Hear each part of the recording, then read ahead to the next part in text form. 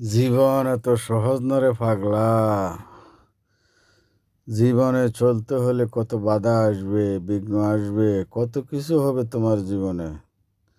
তারপরেও থেমে থাকতে নেই। জীবন যুদ্ধ,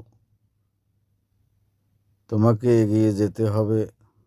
তোমাকে হার মানা মানে জীবন তোমার শেষ, ধ্বংস। সুতরাং জীবনে যত বাধাই আসুক, যত কিছু ঘটুক, সব কিছুকে পরিহার করে নিজের জীবনকে সুন্দর করার জন্য সামনের দিকে এগিয়ে যাও।